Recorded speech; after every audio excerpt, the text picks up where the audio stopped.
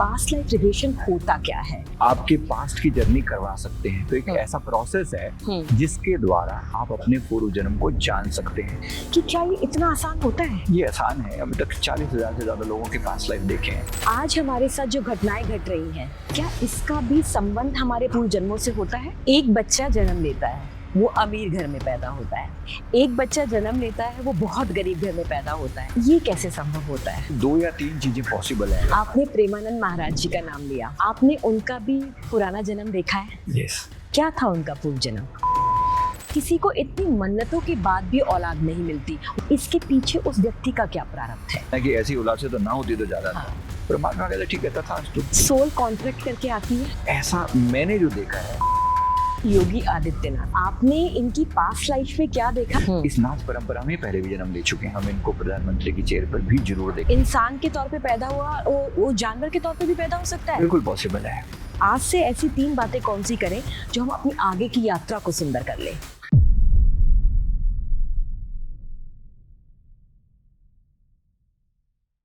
आप द्रौपदी को जानते हैं, लेकिन क्या आप इंद्रसेना को पहचानते हैं? आप शिखंडी का नाम सुनते हैं, लेकिन आप अंबा को जानते हैं?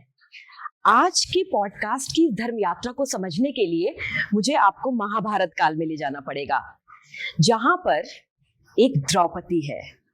उस द्रौपदी का पूर्व जन्म क्या है कि उसे 5 पतियों का आशीर्वाद मिल गया। द्रौपदी पूर्व जन्म में इंद्रसेना थी और वो अपने पति को बहुत प्रेम करती थी। वो ऋषि पत्नी थी। अचानक से उनके पति का देहांत हो जाता है और वो बहुत विचलित हो जाती हैं और इसके लिए वो शिव आराधना को चुनती हैं। शिव प्रसन्न होते हैं और सामने प्रकट हो जाते हैं और कहते हैं कि मैं तुमसे खुश हूँ, मांगो वरदान। सामने शिव की साक्षात शक्ति को देख करके वो थोड़ी हैरान हो जाती हैं और एक ही वचन को 5 बार मांग लेती हैं। और जानते हैं भोले भाले शिव क्या कहते हैं? तथास्तु, तथास्तु और तथास्तु। वही महाभारत काल में द्रुपद की बेटी के रूप में पैदा होती हैं और वो अग्निसेनी द्रौपदी बन जाती हैं। आप सोचेंगे आज मैंने आपको ये कहानी क्यों सुनाई? इस पॉडकास्ट में जो मेरे साथ हैं, उनको समझने के लिए आपको इस कनेक्शन को भी समझना होगा। जो आज रहस्य है, उसका पूर्व जन्म का कोई सत्य है, उसका कोई प्रारब्ध है, इसलिए आज आप वैसे हैं। हम इसी चीज को जानेंगे, समझेंगे कि आखिरकार पास्ट लाइफ रिग्रेशन क्या होता है, हमारे प्रारब्ध क्या होते हैं जो हमारे सामने निकल करके आते हैं, जिनको हम आज के जन्म से देखते हैं, लेकिन ये जन्मों जन्मों की यात्रा होती है। आपका टाइम्स नेटवर्क के धर्म यात्रा में बहुत बहुत स्वागत है। और ये विषय ऐसा है जिसको समझने के लिए हमें दिल के साथ, दिमाग के साथ सभी चक्रों पे ध्यान देना होगा, क्योंकि हम वो करते हैं और हमें लगता है ये आज हो रहा है, लेकिन हम प्रारब्ध लेकर आते हैं। मेरा आपसे पहला ही सवाल है, ये पास्ट लाइफ रिग्रेशन होता क्या है और इससे हम अपनी समस्याओं का समाधान कर सकते हैं क्या? देखिए, हम जो भी हमारे साथ अच्छा या बुरा घटित हो रहा है, हमारे 2 मन हैं, एक हमारा कॉन्शियस और एक सबकॉन्शियस माइंड, सभी जानते हैं। जो भी कोई इमोशनल घटनाएं होती हैं जीवन में, जो ट्रॉमास होते हैं, जो अच्छा या बुरा, जो बहुत डीप लेवल की फीलिंग्स होती हैं, वो सब हमारे सबकॉन्शियस में दर्ज होती चली आती हैं। इसको जानने के लिए over a period of time, अगर हमें इसको जन्मों की यात्रा पर भी लें, यानी कि एक जन्म जब फिनिश होता है, वो मेमोरीज हमारी कभी खत्म नहीं होती। हमारे 3 शरीर होते हैं, स्थूल, सूक्ष्म और कारण शरीर। जब स्थूल शरीर यानी मृत्यु भी हो जाती है, स्थूल शरीर समाप्त होता है, सूक्ष्म शरीर की यात्रा करते हुए यानी प्रेत योनि से होते हुए फाइनली जब हम अगला शरीर धारण करते हैं, तो कारण शरीर यानी जिसमें हमारे सारे अनुभव स्टोर होते हैं, जिन्हें हम संस्कार कहते हैं, उनको लेके हमारी आत्मा अगला जन्म लेती है। और उस वजह से वो कारण शरीर क्योंकि हमारे साथ है, तो हमें वो सारी यात्राओं का एक बेस, हमारे एक फाउंडेशन हमारे साथ रहती है। तो जब भी हम किसी जन्म में आते हैं, हम आज के टाइम में आपको आपके पास्ट की जर्नी करवा सकते हैं। तो एक ऐसा प्रोसेस है जिसके द्वारा आप अपने पूर्व जन्म को जान सकते हैं। इसका मतलब ओवरऑल ये है कि आप उस सारी यात्रा का अनुभव जो आप अभी तक करके आए हैं, क्योंकि आत्मा कभी मरती नहीं है, हम सब अच्छे से जानते हैं, हमारे शास्त्र प्रमाण देते हैं। अल्टीमेटली हमने अनेक अनेक अनेक जन्म बिताए हैं, तो उन सारे जन्मों की यात्रा का फाइनल निष्कर्ष, कंक्लूजन हम अभी हैं, है ना। इसीलिए आज मैं क्या हूँ, ये स्वाभाविक सवाल हर मनुष्य के अंदर आता है। हाँ, और अगर मैं दुखी हूँ तो क्यों हूँ, सुखी हूँ तो क्यों हूँ, मुझे ट्रॉमा है तो क्यों है, मुझे फियर क्यों है, मुझे पानी से क्यों डर लगता है, मुझे हाँ जी। चीटिंग क्यों होती है, मेरे साथ हर बार एक ही तरह का पैटर्न रिपीट क्यों होता है। हाँ, जब ये सवाल आते हैं तो इंसान इन सब के सवालों के जवाब जो है ना वो पिछले जन्म में ढूंढता है कि आखिर मेरे ही साथ क्यों। तो उसका जो आंसर है वो आपको एक ऐसी तरीके से मिलता है जिस टेक्निक में हम लोगों को उनकी हिप्नोटाइज करके ट्रांस की स्थिति में ले जाकर उनके अवचेतन मन से कनेक्ट करते हैं, जहां वो अपने पूर्वजन्म को अनुभव कर पाते हैं। लेकिन क्या ये इतना सरल होता है? क्या कभी आपके हृदय में भी ये बात आती है कि हम किसी को उसकी पास्ट लाइफ में ले जाएं, वो घबरा जाए और वहीं अटक जाए? ये कितना, इसमें कितना साधना का प्रयोग होता है? और सबसे ज्यादा मेरा जो बड़ा सवाल आपसे है कि क्या ये इतना आसान होता है? ये आसान है, ये बहुत मुश्किल नहीं है। इसके लिए साधनाएं हम पहले भी करवाते रहे। दो तरीके होते हैं, एक साधना वाला तरीका है और एक हिप्नोटिक ट्रांस वाला तरीका है। हाँ जी। साधना मुश्किल है, लंबी हो सकती है, बहुत गहरी हो सकती है, जब व्यक्ति खुद से इसका अनुभव करना चाहे। बट क्योंकि यहाँ पर एक थेरेपिस्ट यानी जैसे हम लोग बीच में आते हैं तो हमारे पास टेक्निक्स हैं और टेक्निक के द्वारा ये पॉसिबल है। इसका मतलब सिंपल ऐसे लगता है मैं आपको योग निद्रा करवा रहा हूँ, आपको ऐसा लगेगा जैसे योग निद्रा करवा रही है, शरीर के सारे अंग रिलैक्स हो रहे हैं और धीरे धीरे आप अनुभव कर पाएंगे। ऐसे ऐसे करके कुछ कमांड दी जाती हैं और आप कनेक्ट कर पाते हो। अगर आप बहुत ज्यादा लॉजिकल नहीं हो तो आप आसानी से कनेक्ट कर लेते हो और आपको अनुभव दिखना शुरू हो जाता है। हमने अभी तक 40,000 से ज्यादा लोगों के पास्ट लाइफ देखे हैं। पिछले लगभग 11 सालों में हमने ये जर्नी तय करी है और अलग अलग तरह के अनुभव उसमें हमारे सामने आते हैं। कुछ लोग बहुत आसानी से चले जाते हैं ट्रांस में, कुछ लोगों के लिए बहुत एफर्ट ज्यादा लगाना पड़ता है, बट पॉसिबल सबके लिए। ऐसा नहीं कि पता नहीं था क्या आंसर बने मिल जाते हैं। आज हमारे साथ जो घटनाएं घट रही हैं, जैसे मान लीजिए रिश्तों में धोखा मिल रहा है, जैसे मान लीजिए कोई भी चीज ऐसी हो रही है कि कोई चीज हमें मिली और वो हमसे चली जा रही है, हमें जो बीमारियां हो रही हैं आज, क्या इसका भी संबंध हमारे प्रारब्ध और पूर्व जन्मों से होता है? दोनों चीजें पॉसिबल हैं। पूर्व जन्म का भी हो सकता है, इस जीवन की मिस्टेक्स भी हो सकती हैं। हमारी कोई भी घटना जो हमारे जीवन में होती है उसमें ये दो मेजर बातें हैं, है ना, तीन कह सकता हूँ कभी। तीसरी बात एक तो पास्ट जन्म तो है ही सही, क्योंकि पूर्व जन्म की कुछ बातें तो फिक्स हैं, कुछ बातें जो प्रेजेंट लाइफ की कोई मिस्टेक हो सकती है ना। कोई व्यक्ति अब जानबूझ के अपनी मोटरसाइकिल की स्पीड बढ़ा रहा है और जाके किसी को ठोक रहा है, तो कोई पास्ट जन्म की मिस्टेक नहीं है, प्रेजेंट की गलती भी हो सकती है। कभी कभी कुछ एनवायरमेंटल कंडीशन भी ऐसी हो जाती हैं। बिल्कुल। अब किसी जगह पर बहुत ज्यादा गर्मी पड़ रही है और आपको उसके कारण कोई हीट स्ट्रोक आ गया। अब इसमें हो सकता है पूर्व जन्म भी नहीं, प्रेजेंट आपकी मिस्टेक भी नहीं, लेकिन एनवायरमेंट में आप रह रहे हो तो ऐसा भी हो सकता है। तो तीनों में से कोई ना कोई एक तरीका जरूर जैसे होगा। मान लीजिए कि एक व्यक्ति की दिनचर्या बहुत अच्छी है और उसका अनुशासन भी बहुत तगड़ा है, फिर भी उसको कुछ ऐसी बीमारियां हो जाती हैं संजीव जी, तो वो कैसे संभव है? हाँ, ये चीज जो बीमारी है ये फिर इसका मतलब फिर पूर्व जन्म से आई है।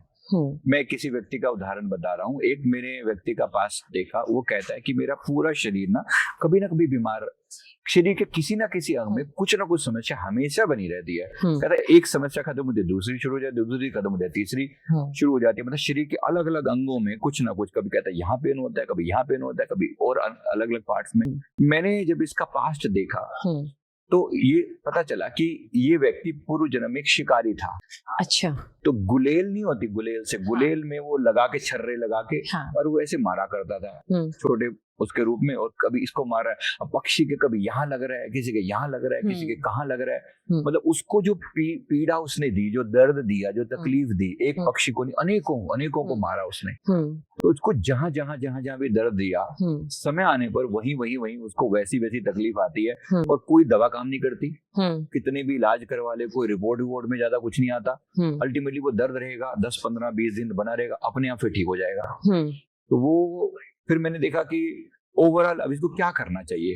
सवाल ये था कि चलो मेरे को प्रॉब्लम समझ में आई, अब मैं क्या करूं। भाई सबसे पहले तो माफी मांगना शुरू करो, क्योंकि अब वो जिनको तुमने तकलीफ दी थी वो तो कहीं और हैं, कहाँ हैं हम नहीं जानते। तो उनकी सोल कहीं ना कहीं तुमने उनका दिल दुखाया है, तकलीफ दी है, दर्द दिया है, पेन दिया है। तो दर्द दिया है तो दर्द वापस मिलेगा।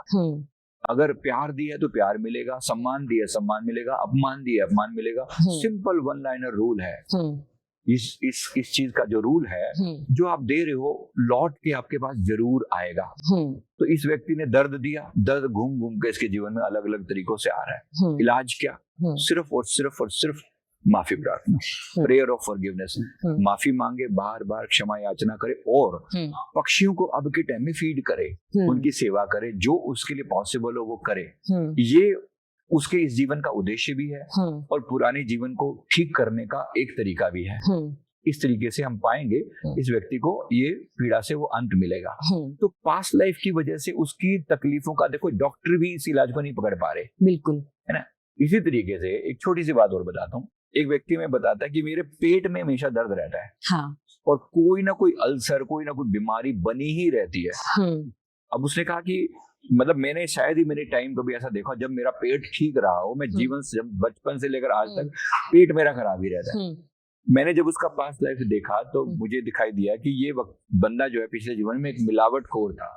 अच्छा, पंसारी की दुकान चलाता था और दाल में कंकड़ और इसमें ये और उसमें वो, काली मिर्च में वो, ऐसे कुछ ना कुछ जिसको जहां पॉसिबल होता है। इन लोगों को सब तिकड़म आती है, मतलब इनको सब जुगाड़ आते हैं, इसके साथ ये मिला दो, उसके साथ वो मिला दो।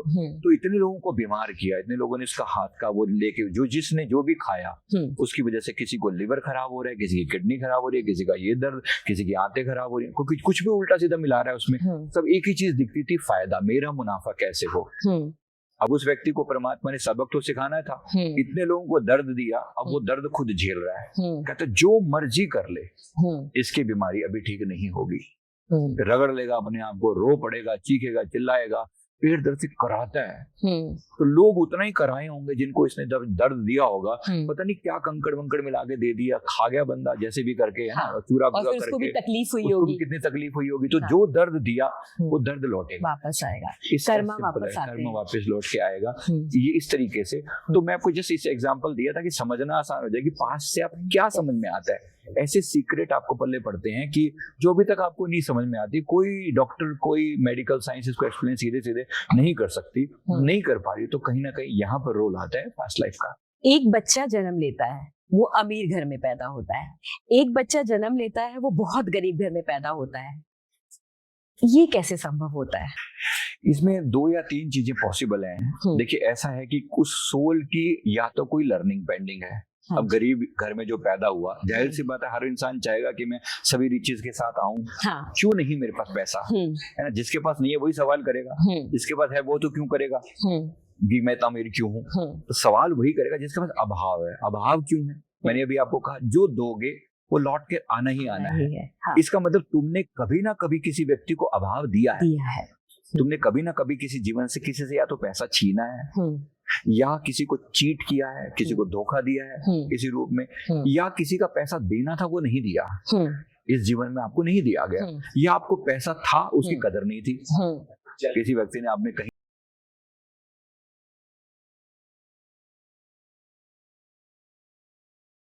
स्ट्रगल करो और पैसा कमाने की जो कला है वो सीखो, मेहनत से कमाओ ताकि तुम्हें कदर हो।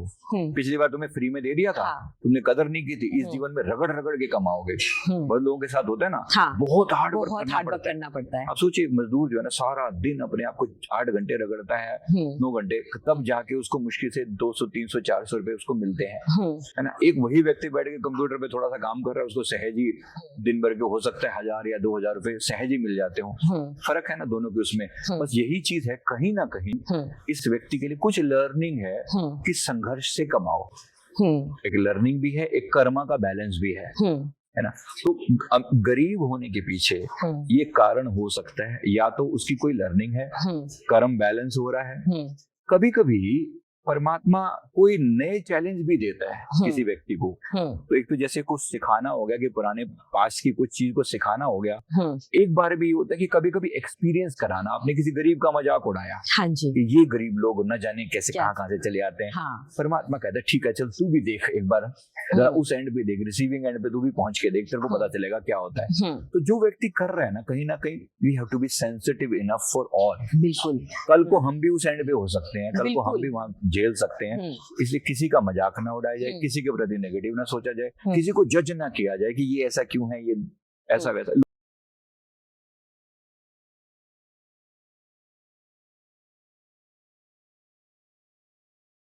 जज ना करें, कौन जाने कल हम रिसीविंग एंड पे आ गए तो। बिल्कुल बिल्कुल। सोल कॉन्ट्रैक्ट करके आती है। सोल कॉन्ट्रैक्ट का मतलब क्या होता है सोल कॉन्ट्रैक्ट एक तरीके का एक साइंड एग्रीमेंट होता है between you and the super soul, some time between you and the other soul, some time between you and the nature. तो 2-3 चीजें इसमें होती हैं। सोल कॉन्ट्रैक्ट में 2-3 पार्ट हैं। एक सोल कॉन्ट्रैक्ट का मतलब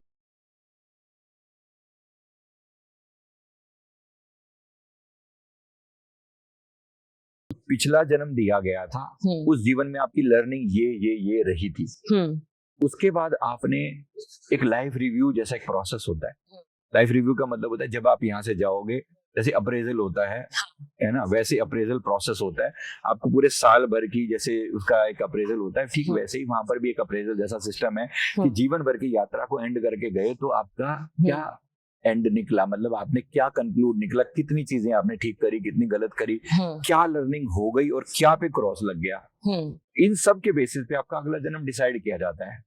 तो जो जो पेंडिंग रह गया पिछले जीवन में, वो सब आपकी नेक्स्ट लाइफ की लर्निंग बन गई।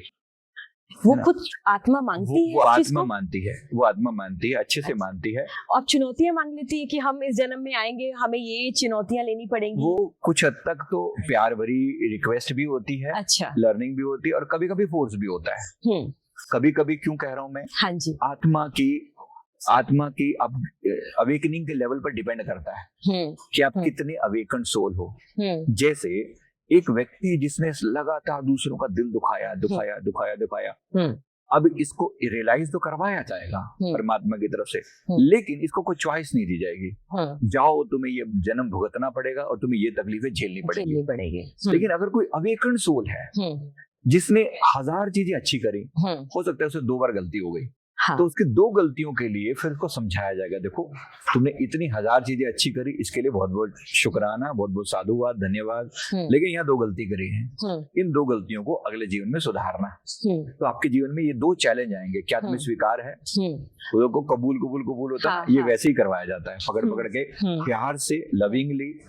जैसे हम लोग सुनते तो आए कि जैसे मतलब ऐसा लगता है कि भाई वो यमराज होते होंगे, वो काले भैंसे पर सवार होते होंगे, काइंड ऑफ, है ना, सुनने में आता है। लेकिन ऐसा मैंने जो देखा है, ये भी डिपेंड करता है सोल के लेवल पर। जो बहुत डार्क सोल्स होती है ना, उनके लिए यमराज भी डार्क हो जाते हैं, मतलब वो पूरा काले भैंसे वाला रूप में एकदम वो भी हो जाता है। और जो अच्छी सोल्स होती हैं उनके लिए यमराज धर्मराज का रूप हो जाते हैं। अच्छा, तो वो सॉफ्ट बड़े एक बार सोबर से, बड़े क्यूट से दिखते हैं। मैंने उनका क्यूट वाला रूप भी देखा हुआ है। अच्छा। और गुरुदेव की कृपा से मैंने उनका थोड़ा हार्ड वाला रूप भी देखा हुआ है। अच्छा। क्योंकि मुझे कहीं ना कहीं वास्ता पड़ता रहता है, जिस यमराज से आमतौर पर लोग डरते हैं, प्रभु की कृपा से उनके साथ हमारा ठीक ठाक रहता है हिसाब किताब, क्योंकि हमारा सोल्स को कनेक्ट करने का एक रहता है। तो वहां से कई बार एडवाइस भी आते हैं कि इनको प्लीज समझाओ कि जीते जी ये मिस्टेक्स ना करें, क्योंकि जब हमारे सामने आओगे ना, फिर हम कोई तुम्हें प्यार से नहीं समझाएंगे हर बार। अभी तो किसी के थ्रू आपको प्यार से भी समझाया जा सकता है। ये धरती पर कोई मिस्टेक करे तो कोई व्यक्ति आपको कह देगा भैया प्लीज ऐसा मत करो, ऐसे प्यार से। लेकिन 2, 3, 4 बार समझाने के बाद तुम नहीं समझोगे, फिर हमारे पास अपने तरीके हैं, है ना, प्रकृति का अपना एक वे है समझाने का, और वो टफ भी हो सकता है, बहुत तकलीफ वाला भी हो सकता है। तो इस तरह से वो उनका होता है। एक बार सोल कॉन्ट्रैक्ट हो गया, मतलब अब आपको ये कुछ चीजें तय हैं कि आपको ये चैलेंज आने ही पड़ेंगे। आपने दिल दुखाया, आपका भी दिल दुखाया जाएगा, बिल्कुल। तो you have to accept it. अब आपके पास चॉइस नहीं है। जैसे मैंने आपको कहा ना, अब उस व्यक्ति ने इतने लोगों का पेट दर्द किया या इतने लोगों को मिलावट करके वो खिलाया, अब वो चॉइस नहीं है उसके पास। वो ये नहीं कह सकता कि मैं दर्द नहीं झेलना चाहता। नहीं, देयर इज नो चॉइस। जैसा किया आपको ऑलरेडी कर्म कर चुके हो, है ना। अगर बहुत शुभ कर्म करे होते ना, और एक आधी थोड़ी गलती होती, फिर कुछ हो सकता था। अच्छा, फिर आपकी चॉइस अलग होती, तरीका अलग होता, समझाने का प्यार होता, लविंगनेस होती। बहुत से लोगों के साथ तो बहुत बड़े बड़े महान आत्माओं के साथ भी कुछ थोड़ा बहुत प्लस माइनस हो जाता है, जो कि उनको फिर पता भी नहीं चलता। देखो प्रेमानंद जी महाराज जैसे महान हस्ती के आगे उनकी भी किडनियों की वो जो प्रॉब्लम है ना, अब है तो सही। लोग कई बार कहते भी इतनी महान हस्ती को कैसी प्रॉब्लम आ गई। कुछ चीजें होती हैं जिनके बारे में सिर्फ हाथ हम जोड़ सकते हैं, मैं सीधी तो नहीं कह सकता, लेकिन फिर भी कुछ लर्निंग हर एक के लिए होती है। आपने प्रेमानंद महाराज जी का नाम लिया, आज चाहे वो जैनजी हो चाहे कोई भी हो, सब प्रेमानंद महाराज को सुनते हैं।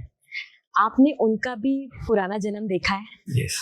तो आज वो इतना कष्ट झेलने के बाद भी इतने प्रतापी हैं, और कहते हैं कि साक्षात राधा रानी उनको दर्शन देती हैं। क्या था उनका पूर्व जन्म? इन्होंने इतनी साधनाएं करी हैं, इतने जब तक किए, मैंने इनके 5-6 अलग अलग जन्म देखे हैं। एक जन्म में ये माँ काली के भक्त रह चुके हैं। इनका जन्म बंगाल का था। माँ काली के भक्त रहे थे और खूब साधना इन्होंने करी थी। उस समय माँ काली इन पर बहुत प्रसन्न थी। इस जीवन में भी अगर आपने इनकी वाणी वचन सुने हैं तो कई बार जिक्र करते हैं माँ काली का। बिल्कुल करते। और उन्होंने ये भी कहा है कि माँ काली और कृष्ण जी की ऊर्जा एक ही है। एक ही है, काली ही कृष्ण है और कृष्ण ही काली है। ये भी इन्होंने कहा है। तो बस सिर्फ मैस्कुलिन और फेमिनिन एनर्जी के रूप में हम उसको कह देते हैं, बाकी कोई फर्क नहीं है। वो मातृत्व की ऊर्जा है, वो पितृत्व की ऊर्जा, दोनों में कोई मेजर फर्क नहीं है ना। तो मतलब ऊर्जा है वही की वही। तो इन्होंने कनेक्ट किया हुआ है उनकी ऊर्जा से। एक जन्म हमने इनका देखा था जो कि आज के जो तमिलनाडु है, तमिलनाडु में एक जगह है, उस जगह पर इनका जन्म हुआ था। तब ये गृहस्थ साधु थे। अच्छा। मतलब गृहस्थी में थे, साधु थे और उन्हें इतनी सेवा करी है, लोगों की इतनी सेवा करी है। मतलब तमिलनाडु जैसी जगह पे भी इन्होंने उस जगह पर रह के अनेक अनेक अनेक आत्माओं के लिए इतना दान किया करते थे, इतना पुण्य, जो अपने हिस्से का जो भोजन है ना, जैसे वो भी समर्पित कर देना कि पहले सबको मिले, मुझे मिले भले ही ना मिले। जब आपने अपना तन मन धन जन कल्याण हेतु लगा दिया, प्रकृति इस चीज को बहुत एक्नॉलेज करती है कि आपने दिया कितना है। और जो दिया है, इतने लोगों को सम्मानित किया, इतने लोगों को नीचे से ऊंचा उठाया। तो आज वही चीज जब मल्टीप्लाई होकर आती है, प्रकृति को आपने इतना दिया लोगों को, तो प्रकृति फिर आपको जब लौटाने पर आती है तो आपको वही बना देते है जो आप बना रखा है।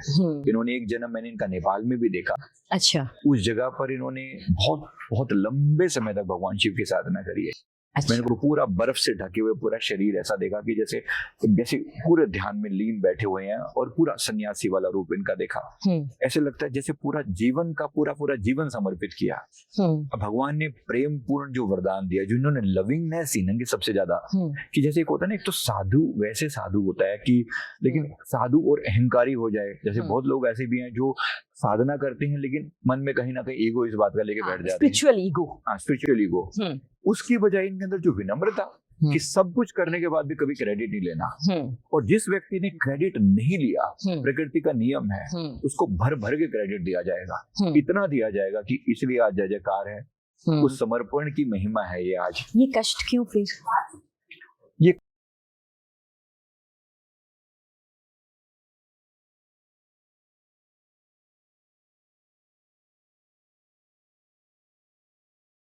है। तो मुझे ये बोला गया कि इनकी जो इन्होंने इनका कोई पूर्व जन्म में ऐसा कुछ नहीं है, केवल मानवता के कल्याण हेतु इन्होंने एक कष्ट अपने ऊपर लिया है। अच्छा। और ये बहुत बड़ी बात होती है किसी भी महापुरुष का, ऐसी जो हस्तियां होती हैं, आप देखो कोई भी ऐसी हस्ती नहीं रही है संसार में जिसके जीवन में कोई ना कोई बड़ी तकलीफ ना रही है। बिल्कुल। संसार में ऐसा कोई महापुरुष नहीं है, कोई ऐसी उच्च आत्मा नहीं है जिनके जीवन में कोई ना कोई ऐसा कष्ट ना रहा हो। और खासकर जब कोई साधना के मार्ग में होता है तो कुछ ना कुछ ऐसा बड़ा कष्ट उसे मिलता है। लेकर आते हैं, वो ये दिखाना चाहते हैं, तो संसारी लोगों के बीच में ये दिखाना चाहते हैं कि देखो हम भी इससे अलग नहीं है। पहली बात। दूसरी बात, क्योंकि मानवता के लिए आए हैं और इन्होंने संकल्प ऐसा डाला था कि सारी दुनिया की तकलीफें मुझे मिल जाए, ये ठीक हो जाए, मुझे इनका दर्द मिल जाए। प्रकृति ने उनको दिया है, लेकिन उसके बाद लोगों की इनके प्रति सेक्रीफाइस देखो। आपने सुना होगा कितने लोग आप मेरी किडनी ले लो, मैं अपने आप को, हर कोई आता है तो यही बोलता है कि हम देना चाहते हैं। बात बड़ी है ना। हाँ, बिल्कुल। तो इन्होंने अपने आप को सेक्रीफाइस किया दुनिया के लिए, और दुनिया अब इनके लिए सेक्रीफाइस करने के लिए तैयार है। यही लॉ ऑफ गिविंग है, यही प्रकृति का नियम है। जो जितना देगा, जो देगा वो उतना ही भर भर के मिलेगा। इन्होंने प्रेम बांटा, आज दुनिया ने, परमात्मा ने इनको प्रेम बांटने वाला बना दिया। जो व्यक्ति चाहता है, नाम ही प्रेमानंद, तो फिर क्या बात है।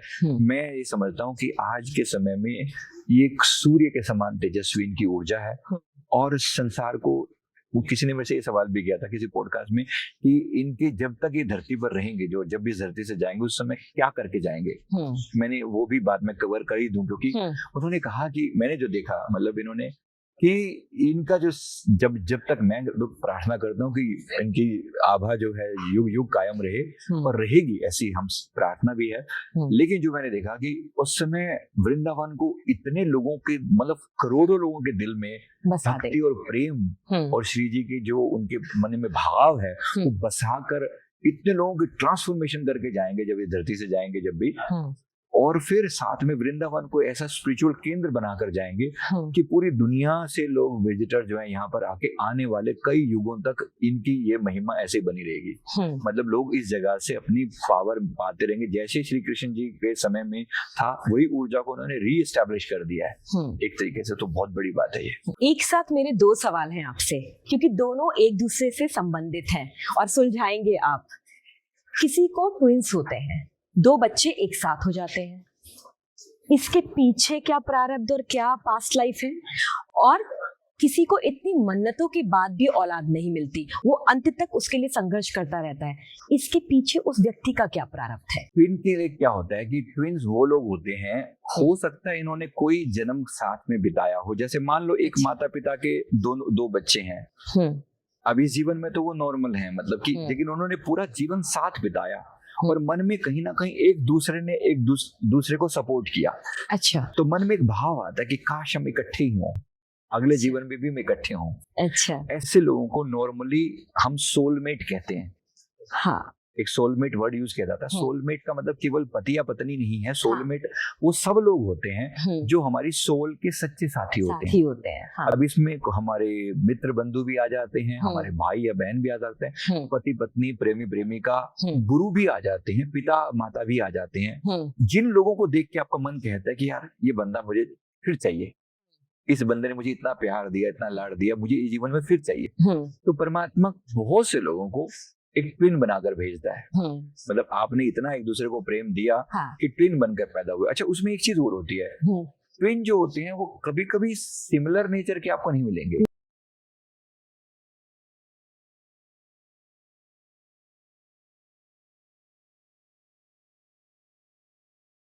ज्यादा गिवर होगा, एक बार हो सकता है टेकर हो। हाँ जी। मतलब लेने वाला सोल हो।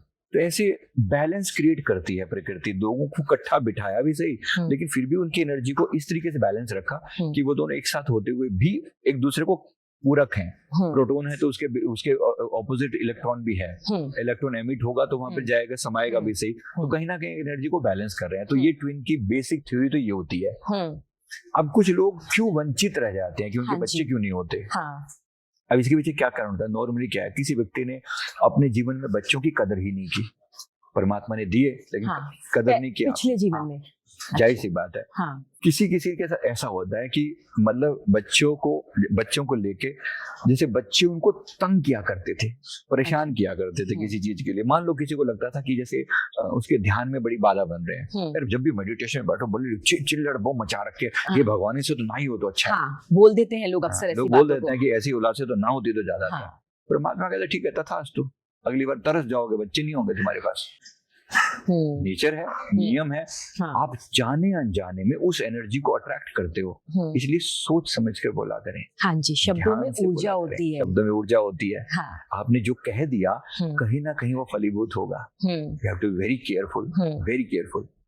कभी कभी ये भी होता है, एक तो ये वाला कि मतलब कभी कभी आपने कुछ ऐसा हीनियस क्राइम किया बच्चों के प्रति कि अब आपको बच्चे नहीं होंगे, ऐसा भी होता है। एक बार मैंने देखा किसी का पास्ट लाइफ किया, उन्होंने सवाल किया था कि मेरे बच्चे क्यों नहीं है, इतना टाइम हो चुका है। हमने उनका पास्ट जब देखा तो पता चला कि ये जो इस लेडी ने लास्ट जन्म में भी इसके बच्चे नहीं थे। हाँ जी। बहुत मेहनत करने के बाद मतलब बच्चे हुए, लेकिन बच्चे पाने के लिए इसने क्या किया, किसी दूसरे के बच्चे की बलि चढ़ाई। अरे नेचर का रूल है कि भाई आप ठीक है, आपके बच्चे नहीं है, पर आप किसी दूसरे के बच्चे की कुर्बानी थोड़ी दे सकते हो। ये तो जब इतना हीनियस क्राइम है तो नेचर अब यहाँ रुष्ट है उनसे। बोलो ये जो मर्जी कर लें, हम बच्चे नहीं होंगे। तो एक प्रॉब्लम यहाँ पर शुरू होती है कि जैसे ही हम इस चीज को रिकॉग्नाइज करते हैं कि मेरी गलती क्या है, अब इनका फर्ज ये बनता है कि जस्ट दूसरों के बच्चों की सेवा करें, अनाथ बच्चों की सेवा करें, जितना हो सके। जैसे ये करेंगे परमात्मा हो सकता है इनको कुछ समय के बाद माफ कर दे। अभी तक तो इनके पास माफी नहीं है, दूर दूर तक नहीं है। मैं आपके आगे कुछ नाम लूंगी और आपने इनकी पास्ट लाइफ में क्या देखा कि आज ये लोग इस पद पर, इस सम्मान पर और इस जगह पर बैठे हैं कि एक बड़ा निर्णय ले सकते हैं। पहला नाम मेरे लिए है नरेंद्र मोदी जी। मोदी जी का जो मैंने पास्ट लाइफ देखा, देखो ये इनकी पास्ट लाइफ में कई अलग अलग हस्तियों के रूप में ये रह चुके हैं। मैंने अलग अलग रूप देखे इनके। इनकी यात्रा में एक बार तो ये परिपूर्ण सन्यासी के रूप में मैंने इनको हिमालय में बैठे हुए देखा है। मतलब पूरा जैसे एकदम बर्फ से ढका हुआ पूरा शरीर और एकदम भरपूर, जो इस जीवन में भी झलक मिलती है, जो इन्होंने कई बार जाके वो अमरनाथ जी के जब उस गुफा में तपस्या करते हैं, उस गुफा में जाके तपस्या किए, तो वो भी कहीं ना कहीं इस जीवन में बहुत जल्दी कनेक्ट होता है। क्योंकि मैंने देखा कि पूरा जीवन एक नहीं, इन्होंने कई जीवन साधना में बिताए हैं। अच्छा। एक दूसरे जीवन में ये एक धर्म रक्षक के रूप में रह चुके हैं। अच्छा। एक गुजरात में कबीला हुआ करता था, जो कि आज के टाइम में जो कोस्टल एरिया है, उस कोस्टल एरिया के पास में कबीला होता था किसी समय में। ये 13वीं सेंचुरी की बात है। उस समय में उस कबीले के सरदार टाइप होते थे। उस कबीले पर जो ये आज का जो मिडिल ईस्ट है ना, यहाँ के लोग लुटेरे आते थे, यहाँ से अटैक करते थे भारत पर, भारत की परंपराएं चुराने का प्रयास करते थे, वहाँ के लोगों को हमारे जो ग्रंथ इत्यादि चुरा के और हमारे यहाँ की जो रत्न इत्यादि चुराने का प्रयास करते थे वहां से। तो उन्होंने उस कबीले की स्थापना उस जगह पर की ताकि यहाँ से इनको एंटर ही ना करने दें हम। तो ये उस कबीले के चीफ थे, सरदार थे, डिसीजन मेकर थे। तो धर्म की स्थापना करना, उस कबीले के लोगों को सच की चीजों से जोड़ना, और at the same time negative लोगों को जो दुश्मन टाइप के थे उनको इस चीज में इन्वेड करने से रोकना, ये दो इनके मेजर टास्क थे। उन्होंने बाखूबी निभाया। पर एक चीज जो उनके उसमें थी, जरूरत से ज्यादा स्ट्रिक्ट थे। अच्छा। ओवर डिसिप्लिन जिसको कहते हैं, वो आज भी है वो। ओवर डिसिप्लिन लोग उसे कहते हैं कि वो एक डिक्टेटरशिप है। मुझे ऐसा लगता है कि वो अति अनुशासन है। अति अनुशासन है, अति अनुशासन है, वही है। मैंने देखा कुछ पैटर्न इनके। अच्छा, एक जीवन में गुप्तचर भी रह चुके हैं। अच्छा। तो इनको बहुत अच्छे से वो पॉलिसीज आती है, कैसे सामने वाले का भेद निकाला जाता है, उसकी कमजोर नस को पकड़ा जाता है और उसके हिसाब से जो है। और इन्होंने ऐसी मुझे जहां तक पता है इस समय जो उनकी ऊर्जा है ना, इतनी महान एनर्जी से कनेक्टेड है, क्योंकि ये सिद्ध रह चुके हैं। और इनकी जो ऊर्जा इतनी पावरफुल एनर्जी से कनेक्टेड है, जिसको बोलते हैं शत्रु हंता योग। कोई भी व्यक्ति इनके सामने इनकी दुश्मनी वाले भाव से टिक नहीं सकता। एक समय के बाद they have to be dished out. वो कुछ ना भी कुछ कर ले। ट्रम्प भी कितनी कोई बड़ी बड़ी बातें कर रहा था ना, कैसे मतलब देखो कि ऐसा कर दूंगा, वैसा कर दूंगा, मिट्टी में मिला दूंगा, या ये कर दूंगा, या भारत की economy dead economy, zero economy, सारी धरती को एक लेवल पे ले आए ना। आज एक तरीके से गिड़गिड़ाने वाली बात हो गई। पूरे यूरोप को देख लो, यूके को देख लो, किस प्रकार से डील हो रही है, हाथ जोड़ जोड़ के सामने आ रहे हैं। हमने इंडिया से डील कर ली। फर्क क्या है ना, कहीं ना कहीं पॉलिसी मैटर करती है। शत्रु बनकर आप इनके सामने नहीं जा सकते। अगर मित्र की तरह जाओगे तो मित्र स्वीकार है सदा। मित्रता निभा ही रही है रशिया के साथ, इजराइल के साथ, बाकी सबके साथ निभा रहे हैं।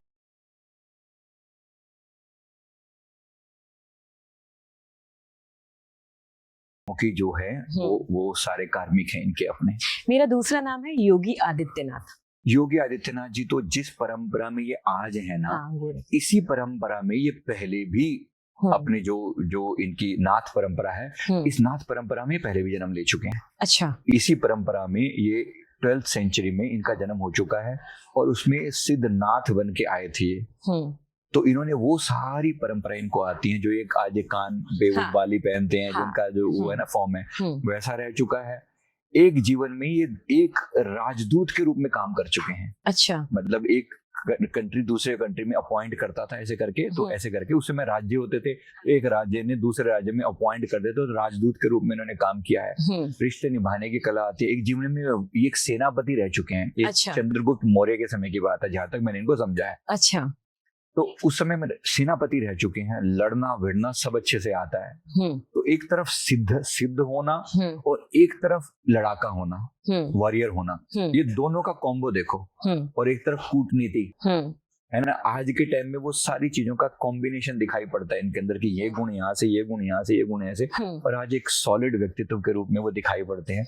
तो ये सारी चीजें मिलके ने योगी आदित्यनाथ जी बनाती हैं। और आने वाले समय इनका बहुत ब्राइट है।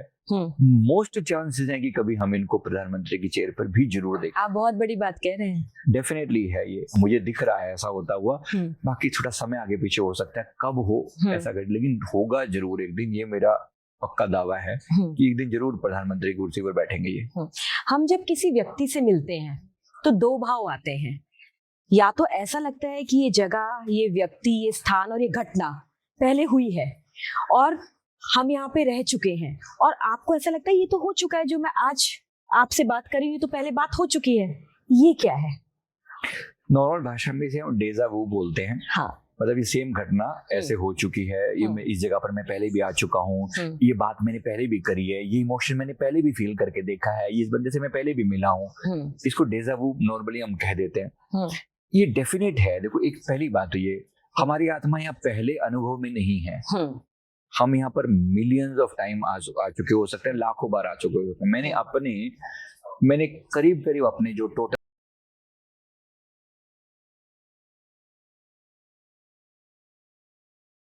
10 लाख से ज्यादा जन्म हो चुके हैं, जिसमें से मैंने अपने 200 लाइफ टाइम देखे हैं।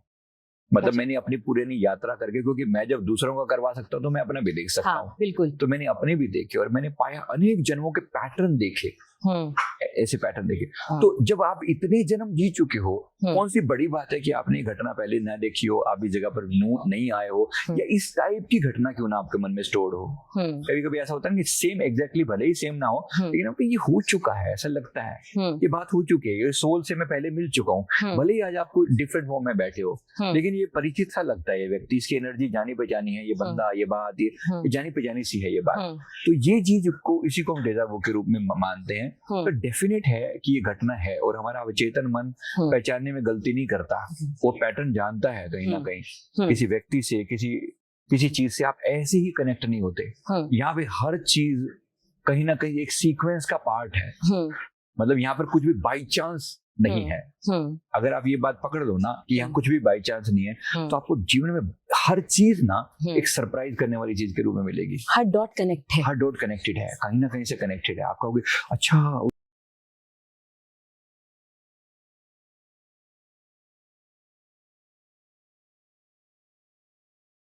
हर चीज एक सीक्वेंस में हो रही है। मुझे लग रहा है बाई चांस उसने मेरे को ऐसे बोल दिया, उसको ऐसा लगा। There is nothing by chance. मेरे गुरुदेव फरमाते हैं कि यहाँ कुछ भी, कुदरत एक सीक्वेंस में सब कुछ कर रही है। तुम जितना समर्पित होगे ना, तुम इन डॉट्स को कनेक्ट होते हुए देख पाओगे।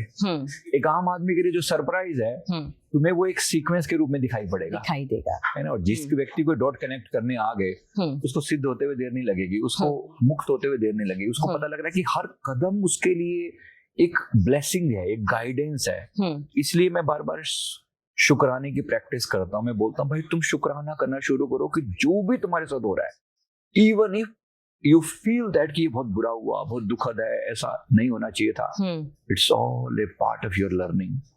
शुक्राना करो कि आपके जीवन में कुछ दर्द दिए गए, जानबूझ के दिए गए हैं। शुक्राना करो कि आपके जीवन में किसी व्यक्ति को हटा दिया गया। शुक्राना करो कि आपकी नौकरी छूट गई, क्यों परमात्मा ने आपके लिए कुछ और लिखा होगा।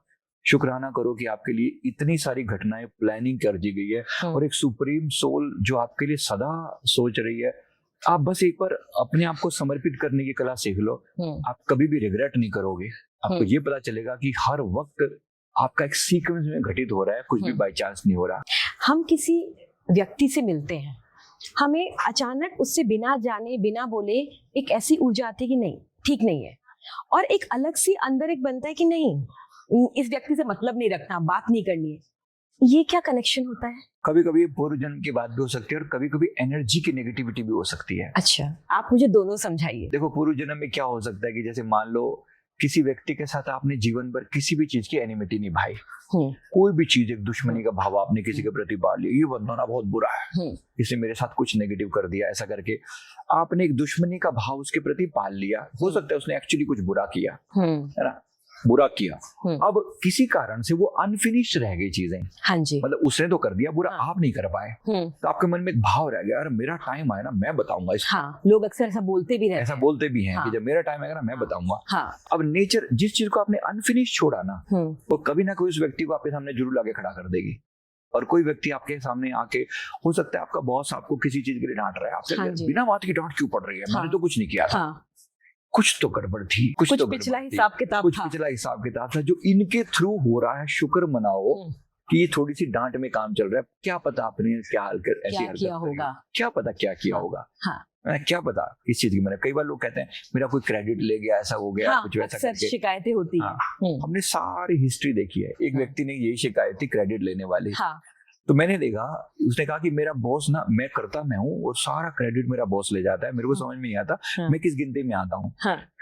मैंने उसका पास्ट देखा तो समझ में आया कि ये बंदा पिछले जीवन में, जैसे आज के टाइम में प्रेस रिपोर्टर होते हैं, मतलब आप सबकी मैं बात कर रहा हूँ जैसे होते हैं ना, ये कोलकाता में एक प्रेस थी, 1930s की बात है। अच्छा। तो उस समय में प्रेस में एक kind of senior press reporter था। हाँ, उस समय हैंड रिटन टाइप की पहले होती थी, बाद में प्रेस बन चुकी थी। 30s में आ चुकी थी ये नॉर्मल जो वो मशीनें थी वो आ चुकी थी। तो वो उसमें क्या होता था कि उसके नीचे बहुत सारे 4-5 जैसे जर्नलिस्ट थे जो काम करते थे।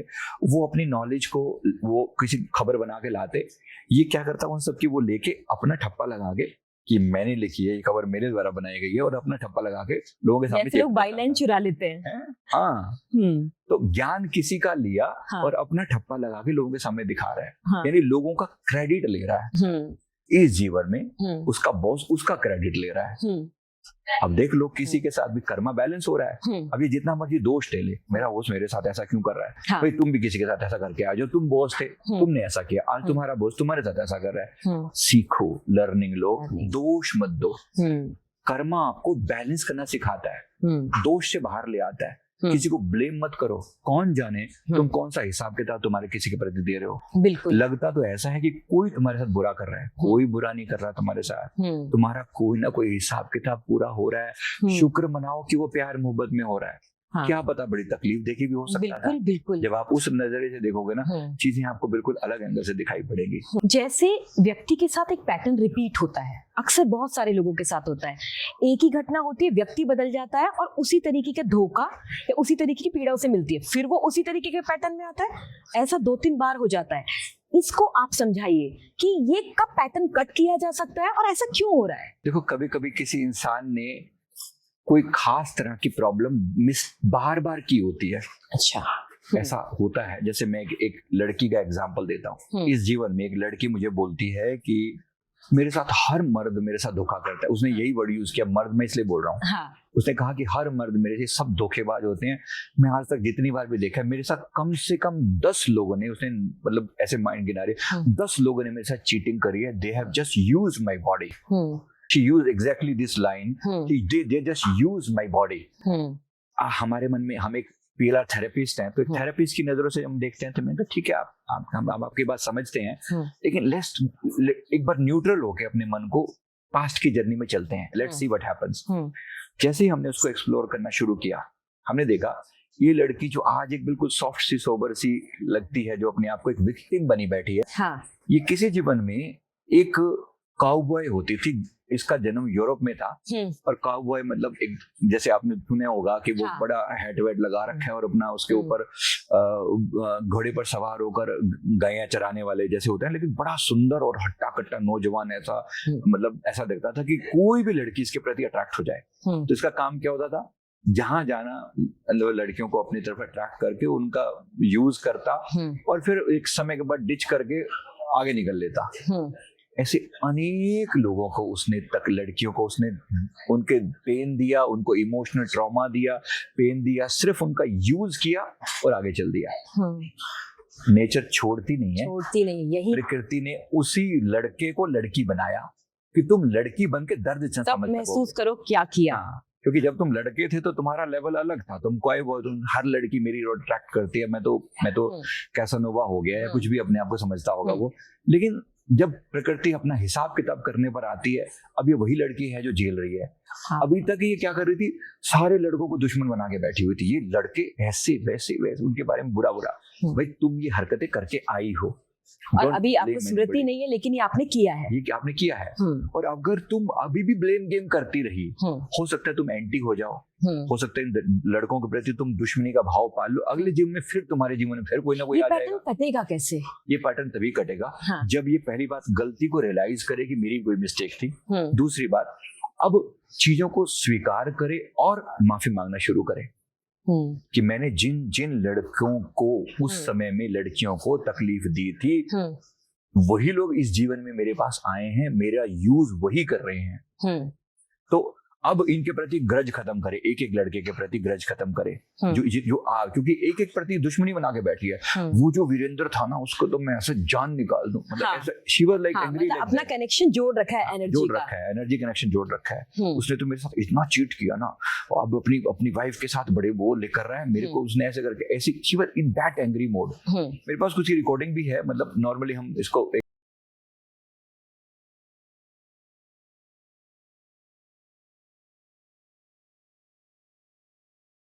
था, ये बंदा वैसा था। मैंने कहा शांत शांत, इससे पहले कि तुम ब्लेम करो, कभी तुमने भी इस लड़की को जब ये इसके इमोशंस के साथ ट्रैप में छोड़कर तुम चल दिए थे, भूलना मत, छोड़ेगी नहीं तुम्हें नेचर।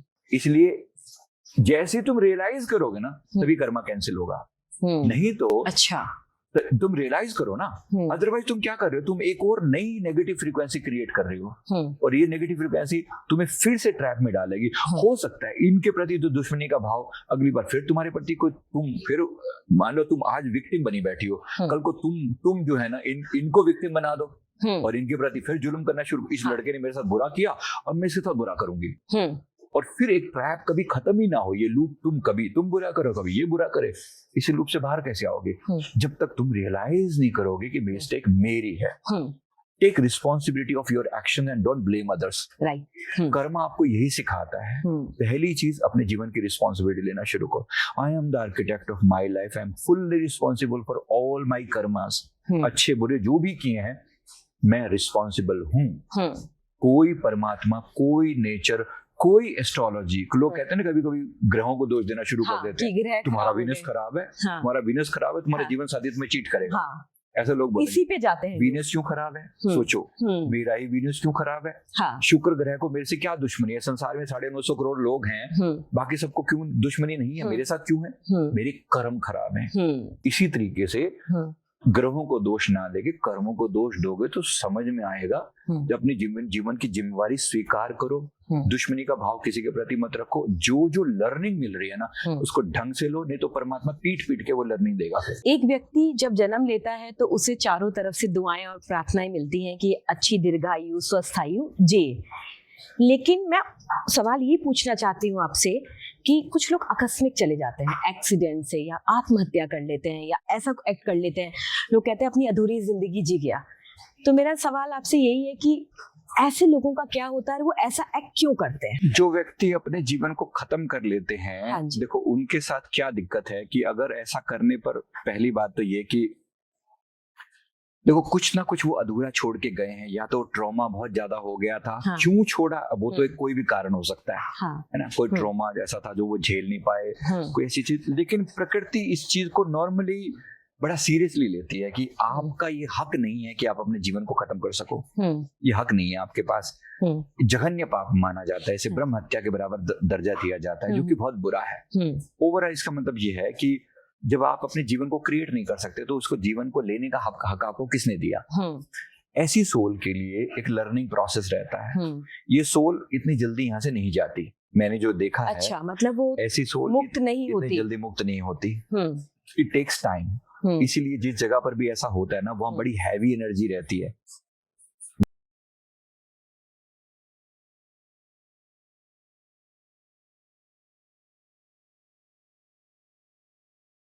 डिपेंड करता है कि उस सोल ने किस टाइप से अपने प्राण लिए, क्यों लिए, किस कारण से लिए, रिवेंज में लिए, गुस्से में लिए, नाराजगी में लिए, दुखी होकर लिए, क्या कारण था। तो इस सब के पीछे जितना मैंने देखा, डिपेंडिंग अपॉन उसके प्रीवियस कर्मास, हो सकता है कि अच्छी सोल रही हो, है ना, सुशांत सिंह राजपूत जैसी हस्ती, अच्छी सोल, पवित्र सोल, लेकिन कुछ परिस्थितियां ऐसी बनी कि उन्होंने ऐसा।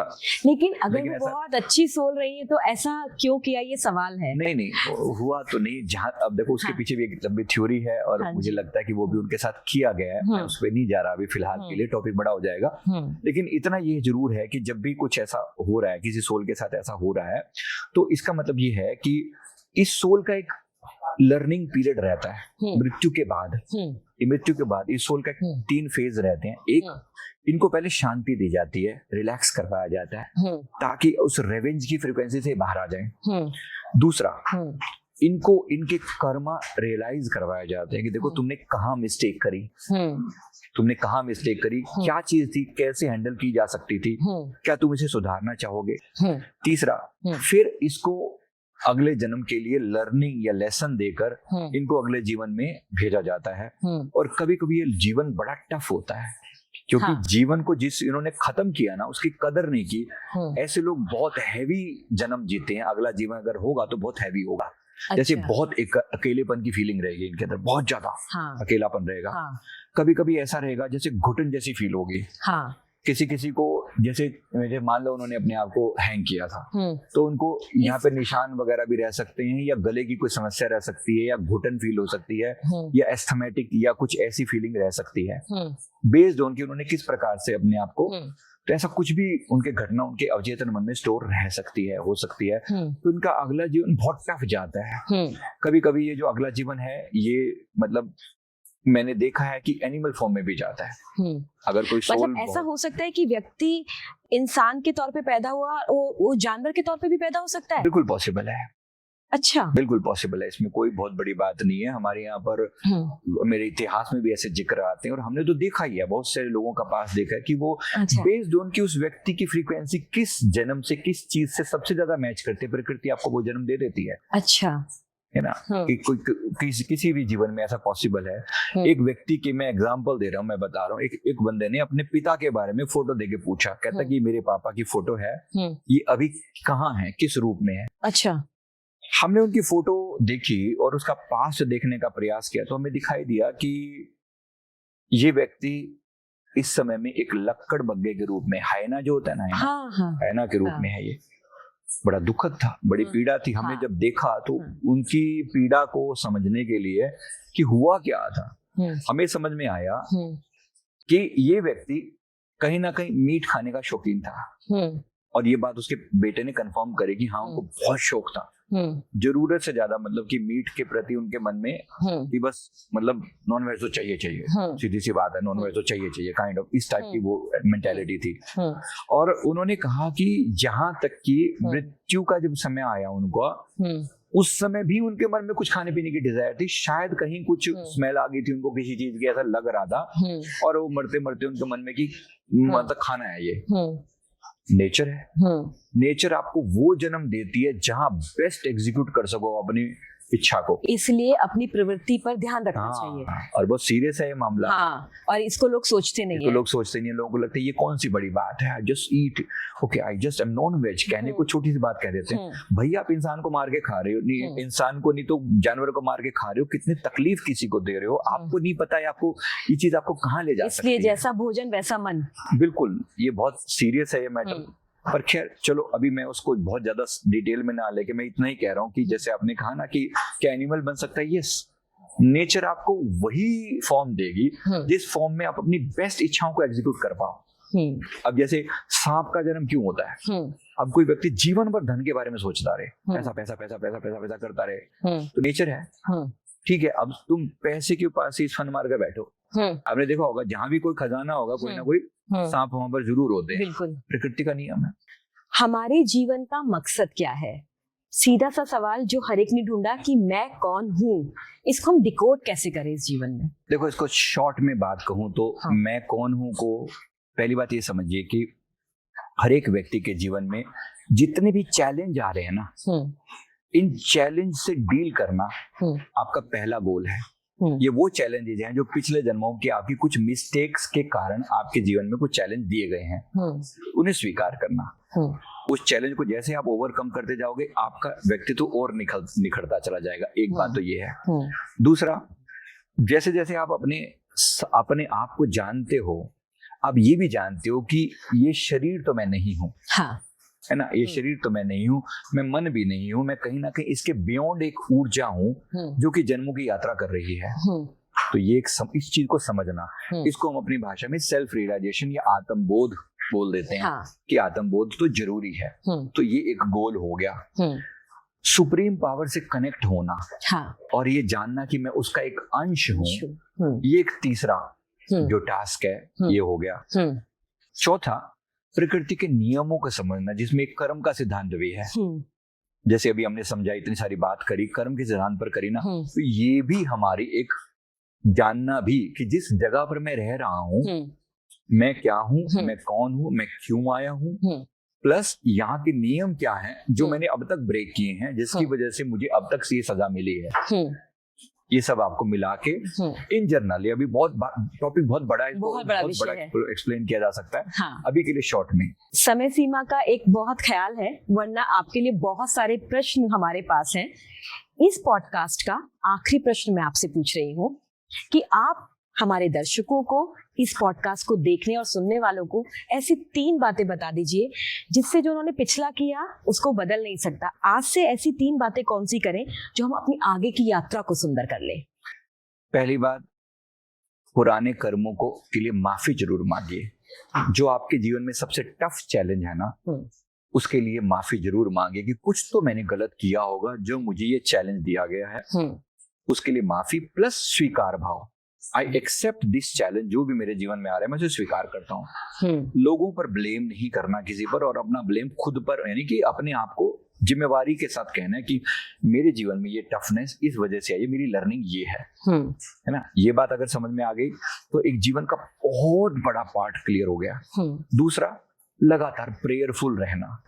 हम उस सुप्रीम का हिस्सा हैं, जिसको आप परमात्मा, भगवान, गॉड जिस रूप में भी मानते हो, हम उसका हिस्सा हैं। वो अभिन्न है, हमारे भीतर है। हम उसे रोज कनेक्ट करने का प्रयास करें, थोड़ी सी देर के लिए, भले 10-15 मिनट, 20 मिनट, आधा घंटा, जितना आपके पास समय हो। मैं नहीं कह रहा हूँ कि आप बैठ के कुछ ये मंत्र जंत्र कुछ भी करो, इधर उधर करो। आप अपनी शून्य आंख बंद करके अपने आप से कनेक्ट करने का प्रयास करो और रियलाइज करना शुरू करो। तीसरा, जीवन में ग्रैटिट्यूड का भाव जरूर लेकर आओ। जो मिला है धन्यवाद के साथ स्वीकार करो। जिस व्यक्ति के जीवन में स्माइल, शुक्राना और समर्पण, ये 3 बातें आ गई ना, चेहरे पर स्माइल रहे, सीधी सी बात यह है कि कोई रिग्रेट नहीं, मैंने किया है, मैं अपने जीवन को स्माइल के साथ स्वीकार करता हूँ। स्माइल है, जो मिला है उसके लिए शुक्राना है, और मैं समर्पित हूँ प्रभु की इच्छा के आगे। मैं अपने जीवन का लक्ष्य जरूर प्राप्त करूंगा, ऐसा भाव मन में रखिए और प्रार्थनापूर्ण बना रहे, सब मिलेगा जो उसने सोची हुई है। धर्म यात्रा में हमसे बातचीत करने के लिए बहुत बहुत साधुवाद। धन्यवाद। ये थी हमारी खास मुलाकात। एक गंभीर विषय पे कितनी सरलता से कोई उत्तर दे सकता है, वो सीखना चाहिए संजीव मलिक जी से। कितना गहरा विषय है और कितनी आसानी से आज धर्म यात्रा में इन्होंने समझा दिया। पूरे पॉडकास्ट में मुझे 3 बातें समझ में आई कि या तो माफ कर दीजिए या माफी मांग लीजिए। हर बात का आभार व्यक्त कीजिए, फुल ऑफ ग्रैटिट्यूड।